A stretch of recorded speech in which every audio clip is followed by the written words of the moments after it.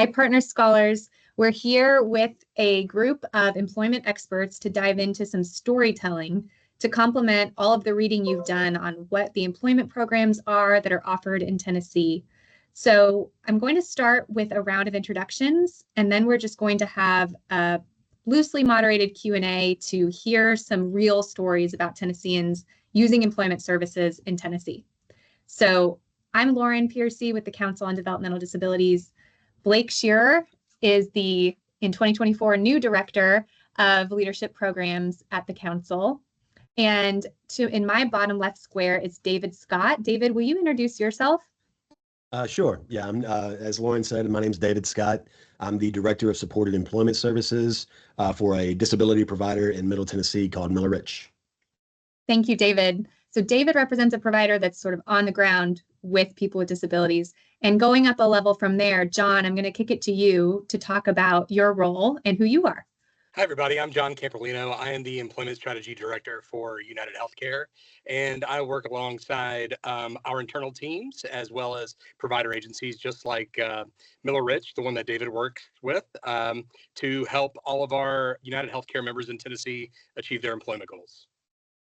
Thank you, John. So John and David both support ECF Choices, if you're familiar with that. Home and community-based services also are delivered through the 1915C waivers. You all might have already watched the video with TennCare and DDA talking about those programs. These are the people administering the programs from the MCO level, United Healthcare, and the provider level. And rounding us out is Jay Camberlino, who we also mentioned in the DDA video. He administers the MAPS program. So Jay, I'm going to turn it over to you to tell us about that and who you are. Thank you, Lauren. Yes, my name is popping up on the screen as Jason Camperlino. Please call me Jay. I've been Jay my entire life.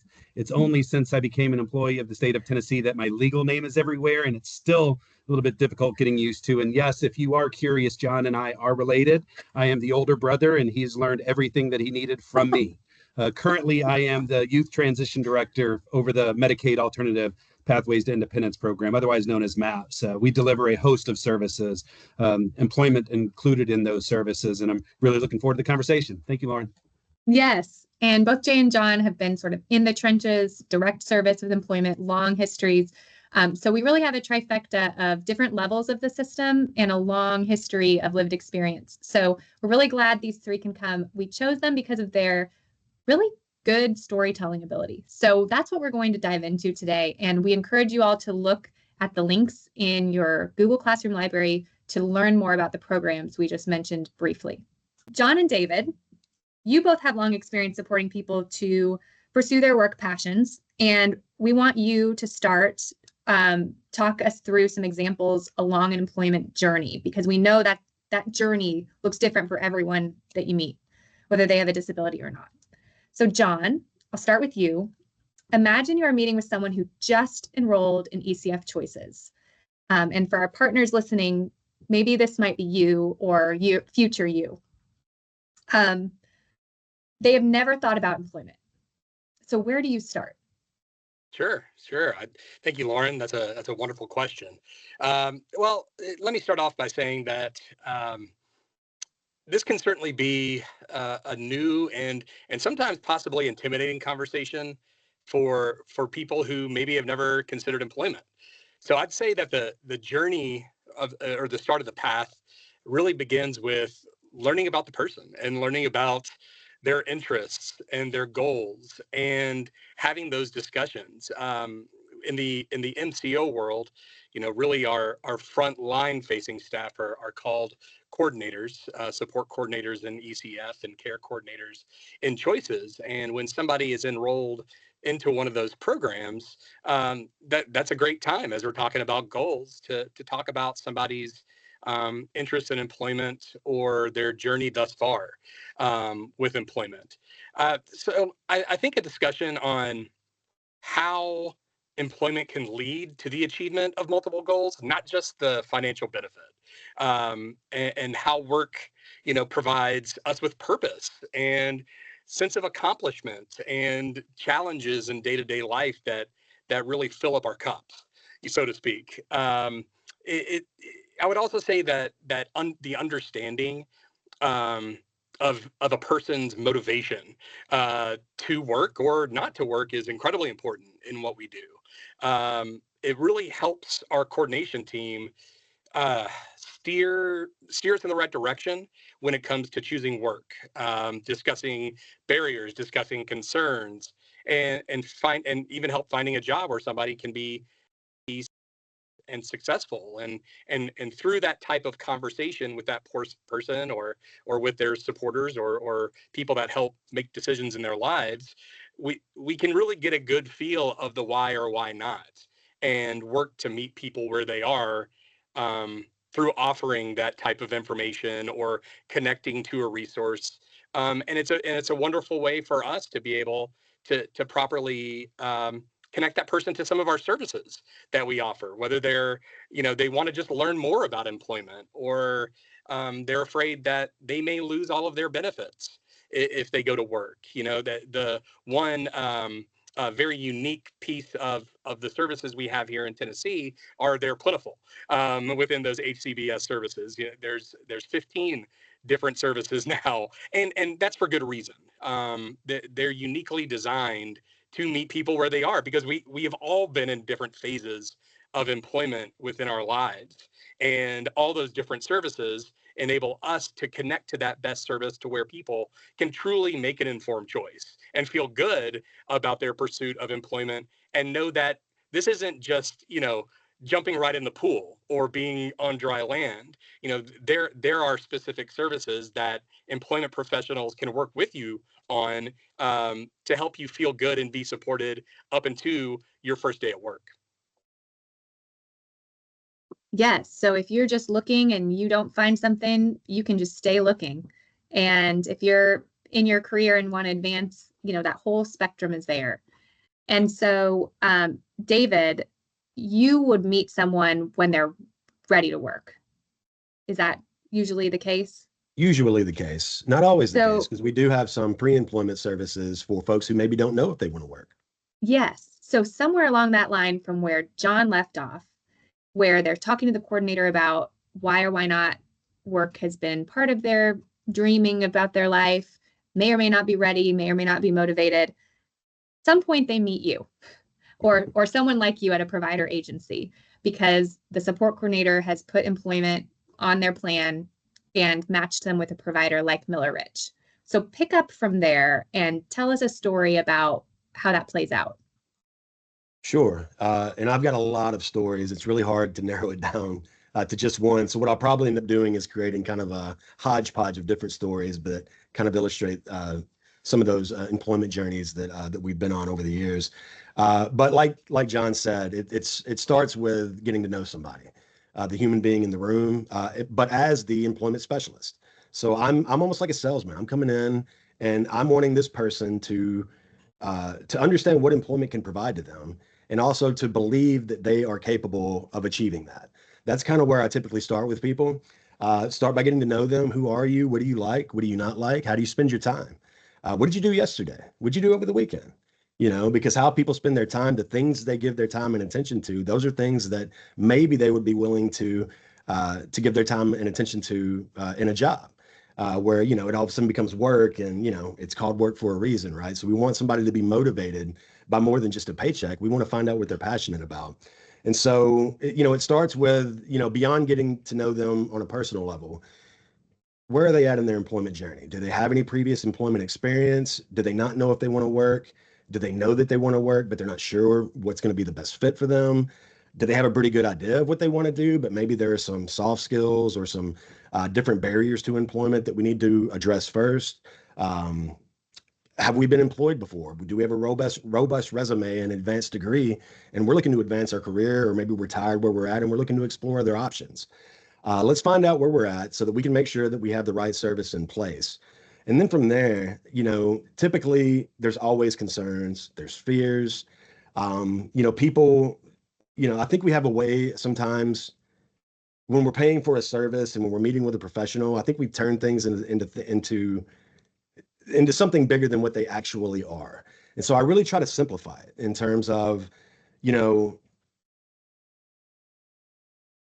employment for me is a place to go and it's something to do. And COVID really showed everybody how valuable that is. When people were having to shelter in place, even though I think at first maybe you have a honeymoon period where it's, oh, I don't have to go to the office. But after about that first week, you start getting a little stir crazy and you start missing human beings and you start sleeping in later and you're taking your shower later and maybe you're opening up that bottle of wine a little earlier, all these things like, you know employment really gives us guardrails on our day that really injects that time with meaning and with value. And it gives us an opportunity to learn things and to meet people and to have something to do and somewhere to go. And when we don't have that, we feel it. And so many of the people that we support don't have that on a very regular basis, to the point that they don't even know they don't have it. Employment is absolutely crucial when it comes to young adult development. And that's one thing that we really miss. It's just a very simple aspect of the story that I really try to feed to the people we support and their families, in that all of us start out as really, really, really bad employees. Nobody's ready for employment when you're 15, 16 years old, but it's a crucial aspect of learning how to become an adult, learning how to communicate, learning how to negotiate, learning how to problem solve, learning how to deal with people that you don't get along with, right? Dealing with different personalities, troubleshooting, just all the aspects of employment that, we didn't even realize it's a beautiful thing because we don't recognize that we're actually learning and growing and developing. It's completely organic. And our folks are missing that often for years once they're out of school, once they hit that service cliff, when they're transitioning from school to adulthood. And maybe we waited a little too long to get those services lined up. And now we have no idea what we're doing. And we're trying to do everything all at once. And we're meeting all these different people and we're hearing all these new acronyms, and it's overwhelming. And so I really just try to simplify it, find out where somebody is in that moment, see if we can identify one goal to work on through a service, begin building a true relationship, and then let's get out in the community and let's meet some people that align with your interests.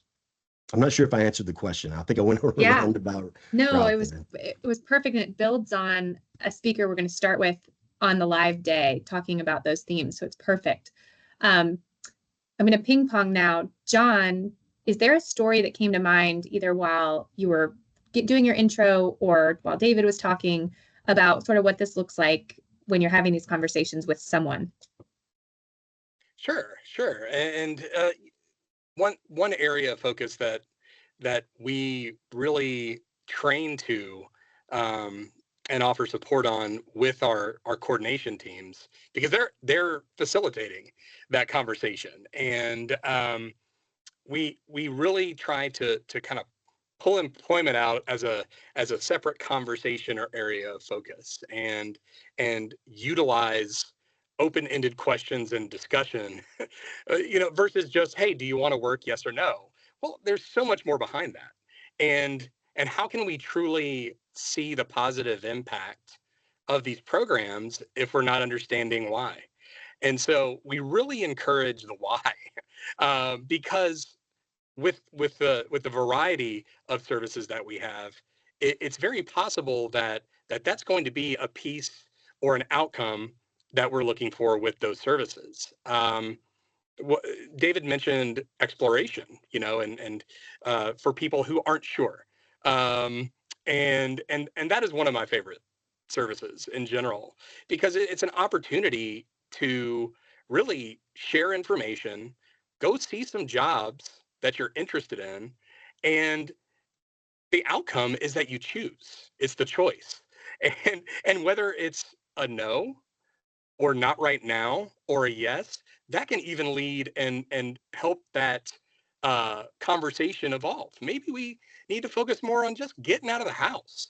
Maybe there's stuff at home with our living skills that we can work on a little bit more, to where we are just kind of building that foundation towards employment. So that service specifically really helps a person make an informed choice. And in terms of a specific situation, I mean, that's the first one that comes to mind.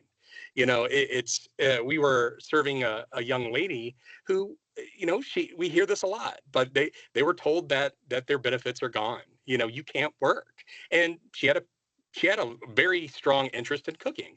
And it was really as simple as connecting to a provider such as David, to help her sort through all the information and really understand what those concerns and barriers are. And hey, let's take these on one at a time, because it may be that we don't have the right information, or we've been just told no repeatedly, and that's what we're sticking with, and that's what we feel. But now with these advanced options for folks, it really helps to share that information and help folks make their choices and feel good about that.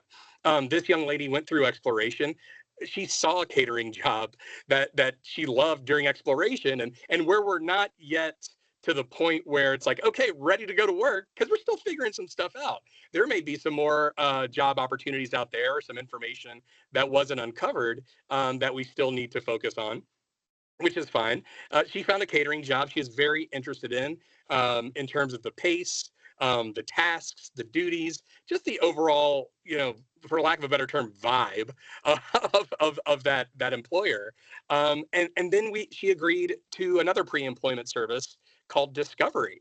And Discovery is really a time where a person who does know that they want to work connects with a job developer. So that's a different skill set, is connecting to employers and finding the right job for somebody based on their skills of interest. But went through Discovery, where we get to dive a little bit deeper in terms of people's preferences, people's non-negotiables for work, and not only hear through conversation what their skills are, but have the opportunity to verify those skills. And I use the example of another person that we served that was like, hey, I work on cars. And wow, awesome, working on cars. But to Jay, to Blake, to David, to you, that could mean a few different things, right?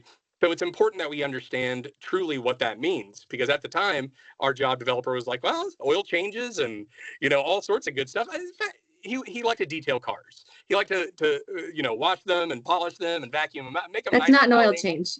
It's not an oil change. But hey, that helped direct our job placement. That helped direct his path to employment. And if we're not verifying those skills and asking those questions through the discovery process, we may have some foundational information from what we've heard, but what do we know? What do we verify and with that person as their skill set to be able to transfer to an employment opportunity? And with this young lady, we found that strength. We found her strength, and it did equate to positions within that catering company that she saw during exploration that she really liked. And once we get that information, verify those skills, then that job developer and their community partners and connections, they really help try to find those right opportunities and really take a person-centered approach with the person as it comes to disclosure and how they want to be advocated for to employers, because that's different from person to person on what their comfort level is, and really making sure that those preferences and non-negotiables that were discussed during discovery are echoed as best as possible with that new job opportunity. So where no job placement is 100% perfect every time, we have the opportunity to really learn and to really verify and to really take information and transfer that over to community partners and employers, so that person is set up for success as best as possible for that time. You've really painted a great picture about the lead up to that point where, yeah, I do want to look for a job, because that switch that went off when you can finally picture a job that you actually like, for any of us, is a huge foundation for the actual job search. And I think it's really important that our partners know that that's part of our service delivery system. So, David, what did that make you think of as far as people you work with? Yeah, well, when it kind of sparked a memory when he was mentioning the, interest in working on cars. And John made a very good point, because, once we identify an interest, it's absolutely vital that we explore what is our capability within this interest? What is our level of experience within this interest? Because when it comes to cooking, does that mean you can make a peanut butter and jelly sandwich? You can warm something up in the microwave? You can fry an egg or boil macaroni? Or can you bake salmon, or whatever it is? Like what levels are we talking about here? But one of my favorite things about what I do, or what I've done previously as a job coach and a job developer, is really getting to explore different industries, because I'm not a car guy at all. and I'm really not that interested in cars. But when I'm working with somebody that's interested in cars, and I recently amazing success story with a gentleman that we worked with, and we started working with him years ago, and he just recently actually exited out of TenCare Services because he's been employed successfully for multiple years, and just he'd been working full time at Jiffy Lube, and just determined that he no longer was in need of supports, which is always really what you want to see. Um, but you know, he was interested in working in cars, but he didn't really have a lot of experience. I'm not deeply passionate about cars, but I'm just a curious person. And so he and I together, first off, getting it, you know, through discovery and through some situational observation and assessments. That's a 4-hour volunteer assessment in different fields, trying out different jobs. Really got to get a sense that, you know, he's actually really good with his hands, really good with small motors and stuff, and you know, pretty quick learner, good listener. And then from there, me reaching out to my network of people that are passionate about cars, that do work in that industry. What's the entry point? You know, what do we need to come into? How do we get started there? Is it pushing a broom in a garage? Is it detailing a car at a car wash? Is it working at a quick lube joint? And that ended up being that ended up being the entry point for this gentleman, because this particular gentleman had also he had a record. He had just gotten out of prison not too long ago, and so that kind of added another challenge to his supports as well. But this Jiffy Lube that I was actually there as a customer. And I always tell my folks, approach job development like a customer. Like, just get out there. If you need a plumber, you don't worry about how you're going to meet a plumber. You just do research and find one. That's how you job develop too. Just get out there and meet people. But I was getting my oil changed at this Jiffy Lube, and I didn't know he was the manager at the time, but we just got to talking, and I found out in that moment that he hired ex-convicts. It was something he was deeply passionate about, and it just led to a conversation. And I mentioned that, you know, my guy didn't have a lot of previous experience in this field, but he was passionate about it. We'll work with him. We'll figure it out. He can start out by just checking people in. And then slowly he can then do the windshield wipers, or he can check the tire pressure. There's just little entry level things that he can do to slowly begin working up to where he's, you know, part of the team. And an amazing. I don't know if you've ever been to like a Jiffy Lube or a Valvoline, but they're all talking to each other and, you know, calling, you know, Bay 2, Bay, you know, check, and everybody's partnering up, and it's a very tight knit team unit. And he got in there and he fit in there, and it was awesome. And you know, it was kind of bittersweet. We've been providing stabilization and monitoring services to him for years. And I would occasionally just go by to say hi. And so I just got the email from his support coordinator. That was about a month ago, saying that he had decided to opt out of services.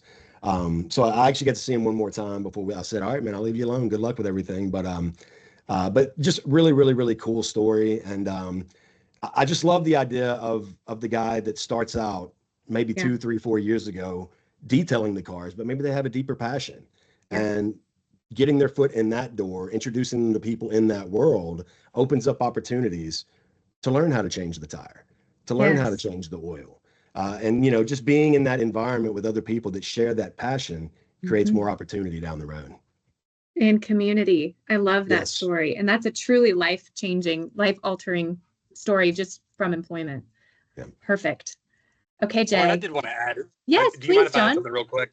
I also wanted to add that I believe that if we're talking about our approach, you know, Mhm. to those services, David mentioned one called situational observation and assessment, Yeah. where, you know, we've done the verification, we've done all that, but now let's go try to replicate, you know, an actual shift in the environment.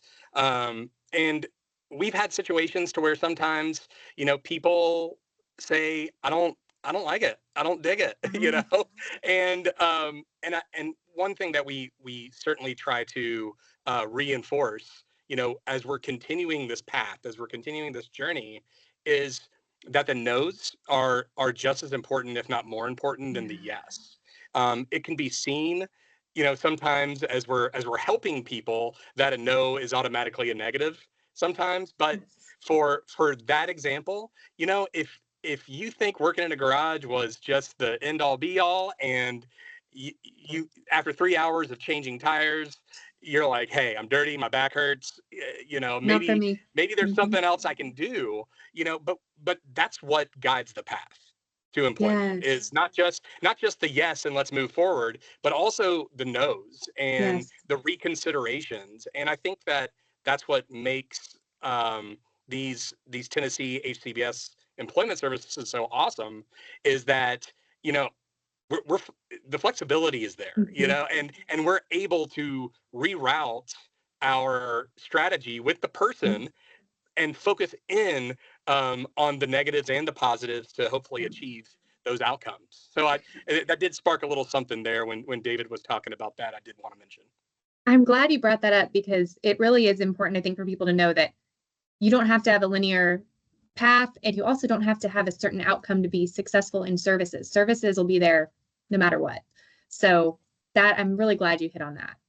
And Jay, you've been in this world in HCBS, but right now the programs you're over are much broader than HCBS. So tell us about your role and how employment intersects. Yeah, sure. No, thanks, Lauren. And really, it's very difficult to follow both John and David just because I can hear their passion and employment come out every time you guys speak. And, you know, to sort of piggyback off of some of your stories, I hear some of the reality coming out of your experiences in that, you know, if I were doing my first job today, I would be miserable. I was washing dishes. My career path has taken me somewhere completely different than where I originally started. And it was all of those experiences that have set me up to be where I am today. So all of those experiences are valuable. Those no's were valuable. The relationships I've met along the way are valuable. And so all of that really ties into a great long career path beyond just what we're talking about in services today.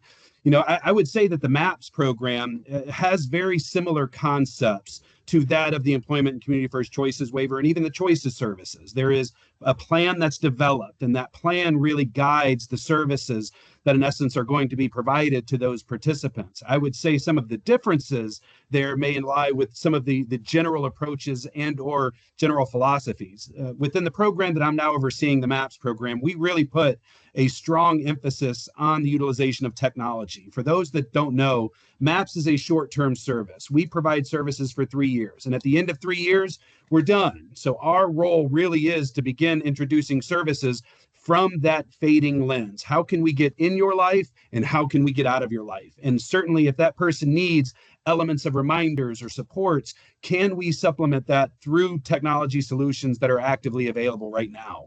And so, you know, when I begin thinking about those concepts, you know, a young lady named Lynette comes to mind. Lynette's somebody that I track very, very closely out of the Williamson County area. She came to MAPS as a transition-aged young lady who just graduated from high school, and she wanted to have a career path. And so our MAPS services got involved, started developing that relationship, identifying what her wants and interests were, and we found out that this young lady wanted to have her own business. Sounds great. I think anyone who jumps into the business world wants to be their own CEO and own their own business. And for a lot of people, that's great. But also for a lot of people, that may not be the best starting point for a career. However, it's not our role to tell people that they can't do that. We wanted to supplement this person with, okay, we can essentially have two paths that we work here. One is there's going to need to be some procurement of money so that you can actively have your own business. You can actively have your own vending machines that you install in locations around the community, and you can service those vending machines around the community. But while we're getting to that point, let's start out with getting a job somewhere right now. And so we were able to really help Lynette go down both career paths, where we got a career opportunity for this young lady to work as a receptionist at one of the local skating rinks. And, you know, this young lady needed some reminders. She needed some task analysis prompting. And so we introduced schedule keepers. We introduced task analysis applications where there are mobile reminders coming to Lynette during her shift while she's being a receptionist at the skating rink. And slowly but surely, those task prompts or the technology is really taking the space of where a person may actively have delivered the services at some point. Another main difference within the MAPS program is that we recognize, you know, the possibility of pursuing post-secondary education. There is education beyond high school, and we want to promote those MAPS participants that if you want to go to some form of education after high school, let's identify that as well. And so that falls under the employment spectrum of services within the MAPS program as well. The main similarity that you heard about from David, John, and myself, however, is that it's all a path. And some people start on the path a little bit further, and some people start at square one. I've got somebody that comes to my mind is a 16-year-old that has never worked before, had come to me and said, I'm thinking about working. And so my brain went immediately into some of these approaches that we deliver services for folks with intellectual and developmental disabilities. Let's start with discovery. Let's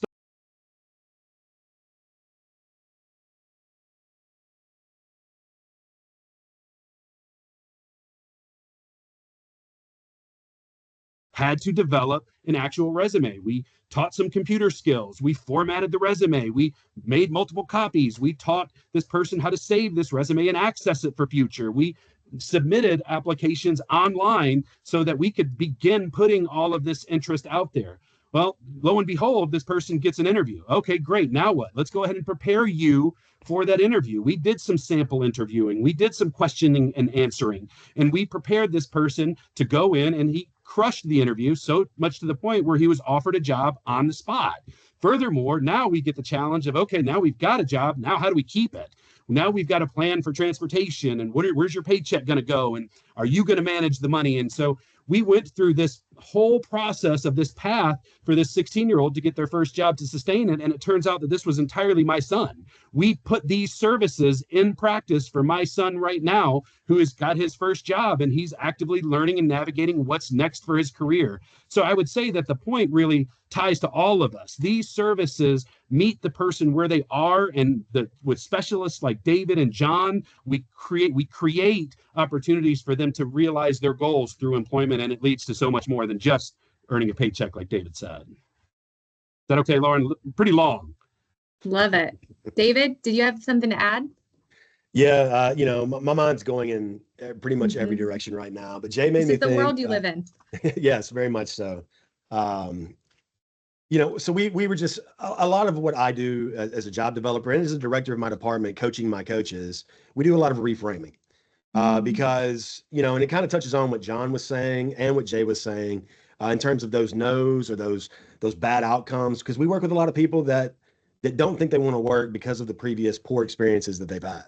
Yeah. Right. And they don't ever want to do this thing again because they had a bad experience. We recently started working with a MAPS client actually at the beginning of the year, and they only had younger gentlemen just around that transition age as well. Only work experience had been at Taco Bell, and it was only for a couple of months, and it ended very poorly.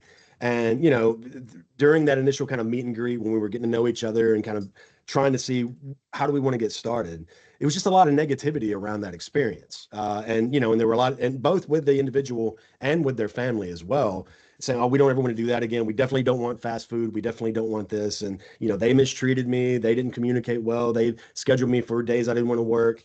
And, taking that and then really what I try to do is, first off, obviously hear the person, because those concerns, that's informing, maybe, where that moving target is going to end up down the road. But I really try to also make sure that they understand that I'm not a magic worker, first off. I'm not going to be able to get you a job that I couldn't get for myself. I'm not going to be able to get you a job, even if it's a very achievable goal. There's some things that are out of our control here, guys. I can't control the market. I can't control who's hiring, and I can't control you. I can't control the choices you make. There's a lot of things here that it's going to take a village for a lot of these things to work out. Some of it we're going to stumble into. But taking that experience and really kind of reframing it as, I always kind of try to, I do it through like imagining a line, and this is where we're starting, and this is the goal. And maybe we don't know what the goal is yet, but you're thinking of this bad employment experience that you had as missing the goal, but it's actually a step closer to it, is what it is, because now you've experienced something, and so you have a good sense of what you don't want to do anymore. You have a good sense you have a clear idea of what your actual goal is because of that experience. If you didn't have that, we would be back here starting, and maybe we've got that bad experience to look forward to. Your next job, it may not be the best experience. I guarantee you there's going to be things about it that you don't like. There's going to be people that probably upset you and that maybe that rub you the wrong way. There's going to be tasks that you don't enjoy doing. There's going to be days you don't feel like going to work. Welcome to the workforce. And so that experience, though, even when it's a negative one, even when it's not necessarily the outcome that we want, we learn from it. We gain from it. And we get a clearer sense of what that goal is. And it really does inform in ways that not experiencing it never will. Mhm. It informs how we want to go about getting where we want to be. And it Mhm. also, one of the things I always try to really encourage people to consider is and I think this is true. I mean, don't get me wrong, interests and skills and all those things in terms of employment environment, they absolutely do matter. But more than anything, I think culture is really Mhm. what makes a job good. Like if Mhm. if you tell me that I got to go haul garbage with Jay and John versus going and playing video games with a guy that I absolutely don't Good like, point. I'm going to go and haul the trash with my friends Good point. because that's going to be a lot of fun. And I think all of us, if we actually think about our employment journeys, that's actually been most of our experience. There were jobs we That's so thought we'd true. love that we absolutely didn't. And it wasn't because always because of the work. It was a lot of times it was because of the culture. It was the environment. It was the people. But there, conversely, there's those other jobs where it's like, well, I'm only going to be here until I get this next job. It's just kind of, it's just a Mhm. bridge to a stopgap for the next goal. And you end up staying there for years because Mhm. you fit in and because Yeah. you develop meaningful relationships, that community that you referenced earlier. And so I Yeah. always try to, when people start taking things off the list, I'm like, okay, that's fine. We can have a very small target that we're aiming for, but the smaller it is, the harder it's going to be to reach. Mhm. So I always just try to reframe things so that, Mhm. that people understand that, it's there are no magic answers to the thing you're looking Mhm. for. We're going to have to kind of try some things out. We're going to Mhm. make some mistakes. We're going to have some poor outcomes, but that's what living is. And that's what we want to make sure Mhm. that we're doing so that we have an opportunity 10 years from now to not be thinking about the entry level job that we don't want. We're thinking about the next career that we want to Yeah. have based off of the experience that we've gained over the last 5 to 10 years. Oh, yes. That's that's just what we're going to be talking about on December 5th when we're live is all the stories you have shared. Thank you so much. Really come down to a sense of self and a sense of purpose with what you're doing all day, every day. And you have a different sense of self when you've had a job, even if you then move back out of the workforce. If you've never had a job, you have a different sense of self. That's a different life experience. So I hope that everyone hears just a message of hope of sort of like, it's worth trying. And there's no failure. I think you all three hit on that. There's really no such thing as failure because it's all creating life experience and meaning and community in our life. So um, thank you, partners. We're going to give you a round of applause. I know they're doing it while they're watching. We really, really appreciate it. I wish I had another hour with you all. Partners, I'm going to say while we're recording, all three of these gentlemen have offered to make themselves available live if there's demand. If we want to keep this conversation going on an optional lunch hour and you all want to talk about your own stories with them, I love these Zoom features when you get the fireworks going, David. So email Blake and let him know if you want a chance to follow up either directly or as sort of a group live Q&A. Thank you all so much. And we will stop the recording here. All right. Thanks, Lauren.